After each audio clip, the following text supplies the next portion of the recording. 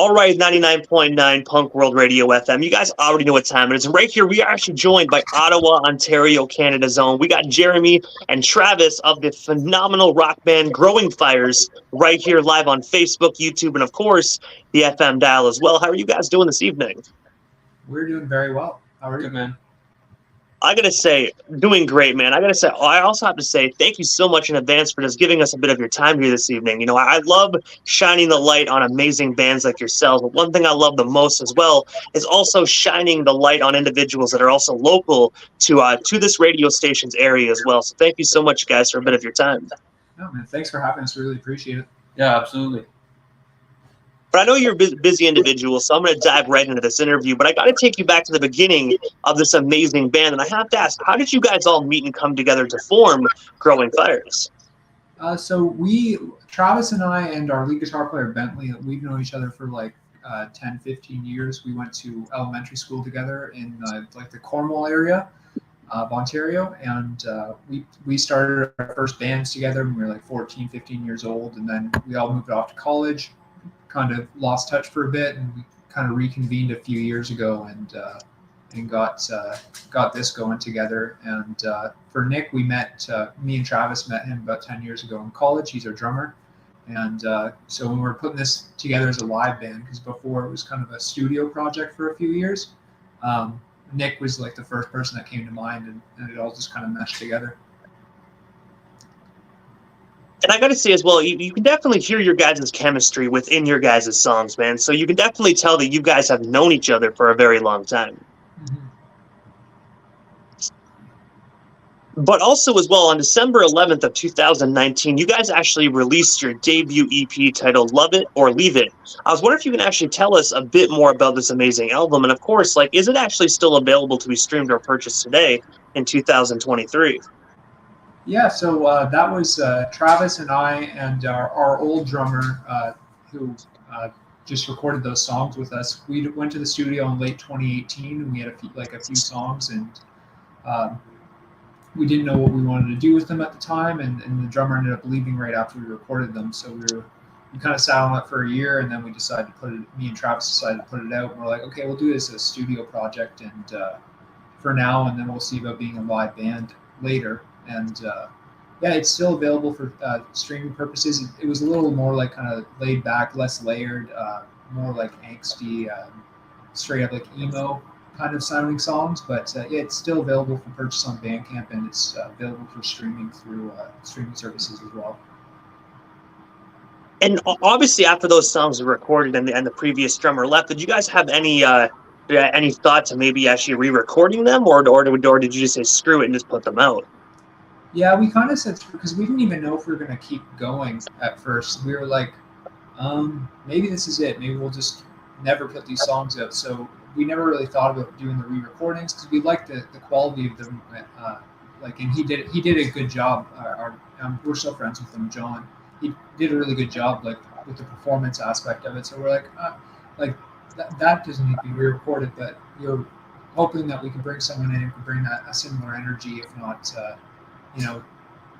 take it somewhere else going forward. And that's what we got with Nick. He's kind of more of an aggressive style drummer. So our music now going forward has been a little bit heavier, a little bit more like that. And also, one of my favorite songs that you guys actually released was actually November 6th of 2022, where you guys actually dropped the phenomenal song Sunshine and Broken Bottles. I was always wondering the story and inspiration behind this song, because when you listen to that song, you can tell there's a very deep and rich meaning behind it. Man, sorry. Go ahead. Yeah. Just, the song is actually one of our favorite songs to play live too. Jeremy sent me the chorus for it.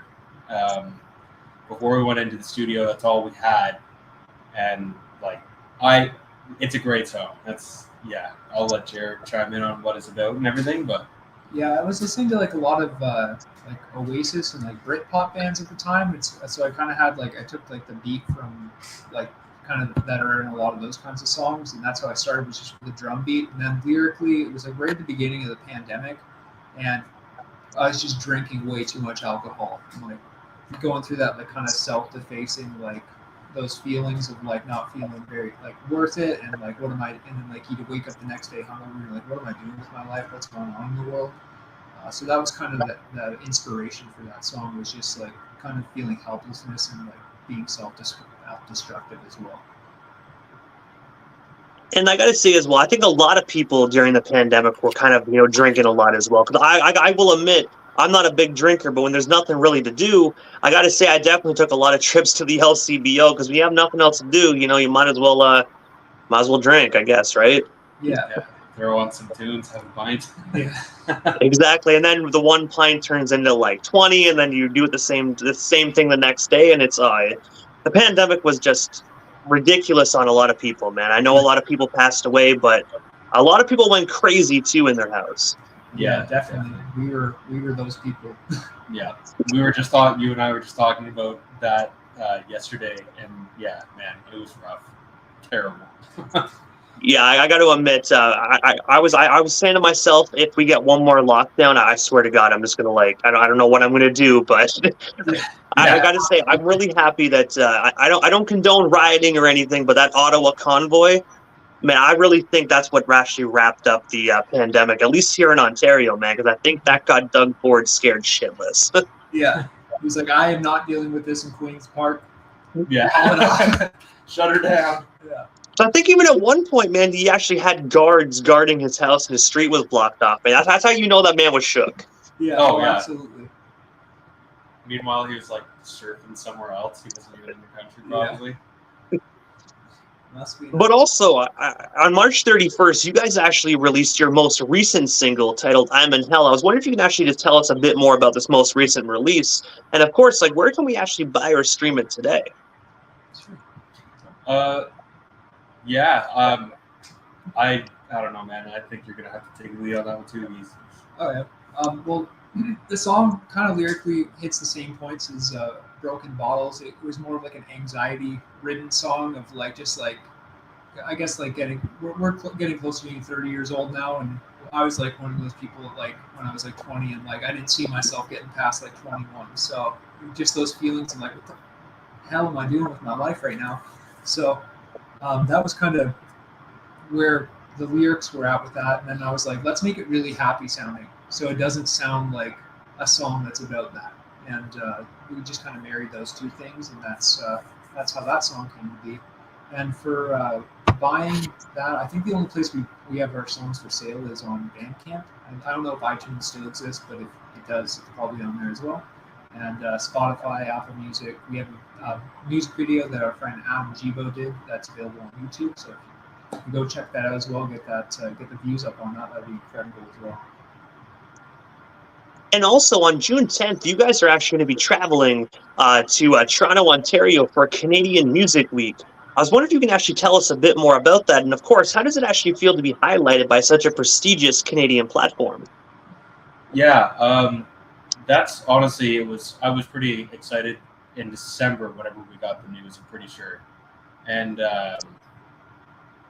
you send applications and stuff out, especially around like November and festivals and showcases and that kind of thing. And whenever Canadian Music Week got back to us, because Jeremy and I took a music program at Algonquin College, where you actually go to Canadian Music Week. You attend it as a student. You get to go to the conferences. You go to the festival as if you're actually a band playing there. You have access to everything.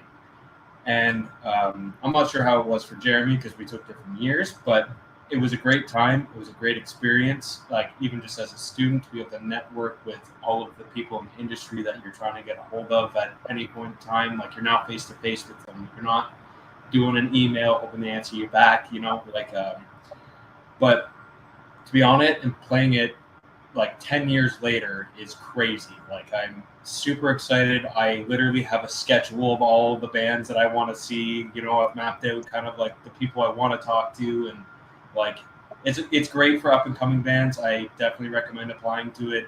They take all different kinds of genres. Like they're really looking for who's going to be the next people in music, for the next decade. So super honored. Yes, super honored.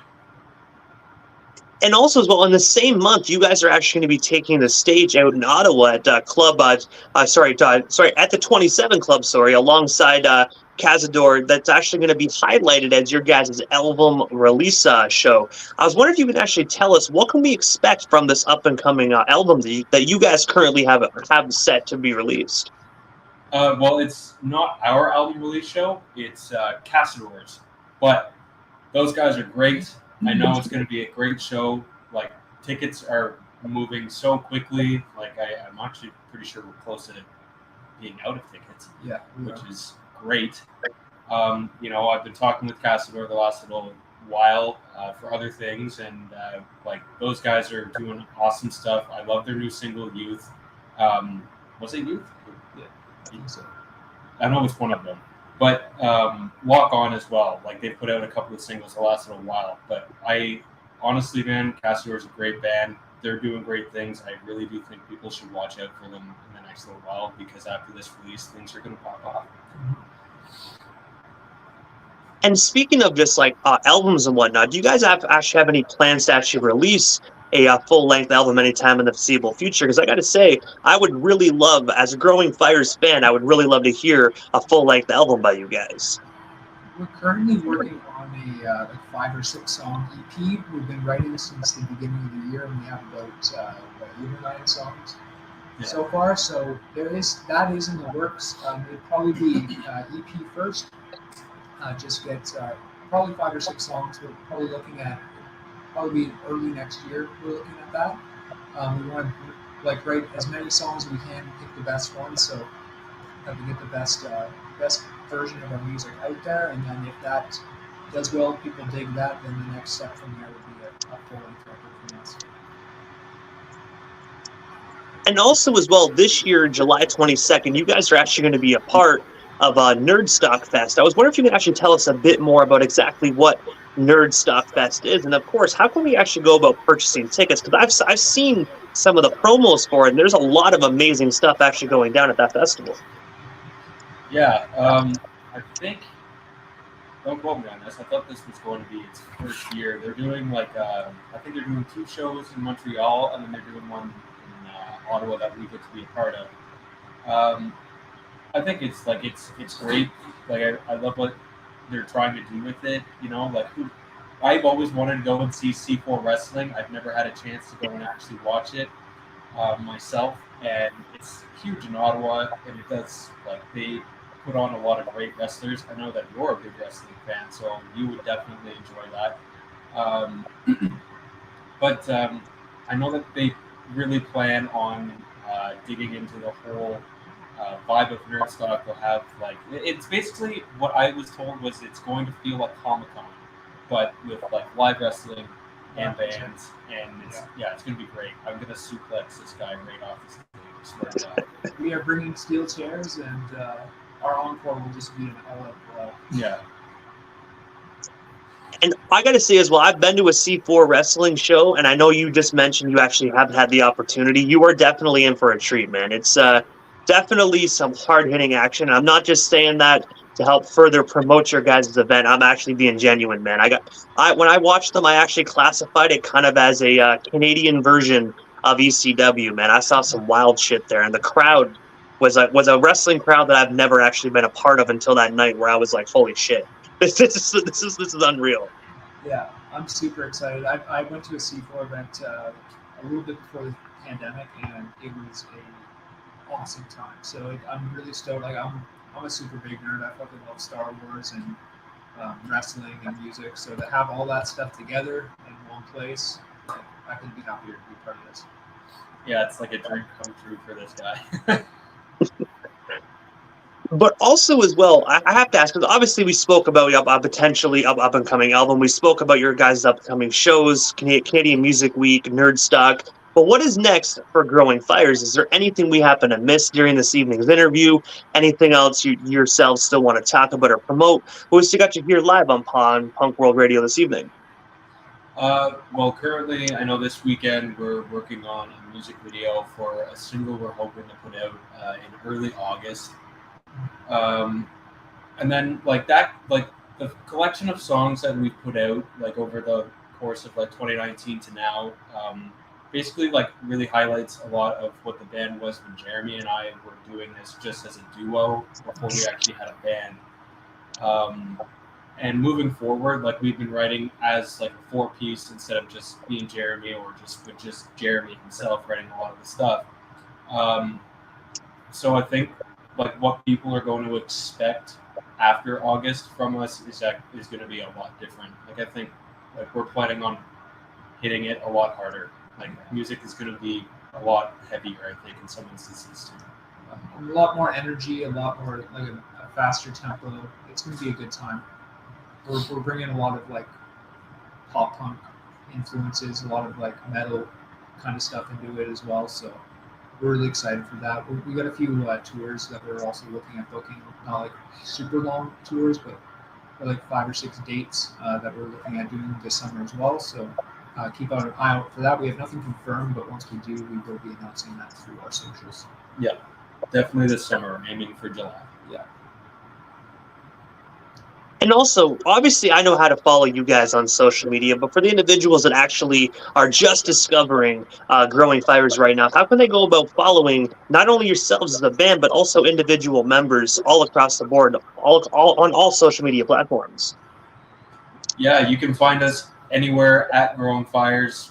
Like, it's consistent through everything at Growing Fires. You can find me at House of Tarv. You can find me at Jeremy R. Farkas. On everything. Bentley is Will Somebody Listen on Instagram, and Nick is 7 Mountains. They don't have other Twitter or anything else, so they hate social media. They hate social media. We're the social media guys, so yeah. But I got to say, first and foremost, Jeremy, Travis, thank you so much for just giving not only myself but the radio station Airways just a bit of your time here this evening to talk about your amazing band, what you guys have done so far, and of course what is to come. It was such an honor speaking with both of you. Hopefully down the line we can make this happen again sometime soon. But for now, definitely have yourselves an amazing night. Yeah, you too. Thanks for having us. We love Punk World. You guys are awesome. You're doing great things, man. Thank you very much. Hey, man, thank you so much for the compliment. It's feedback like that really fuels me to keep going, man. So thank you so much. Yeah, absolutely. Have yourselves a great night, guys. Yeah, you too, man.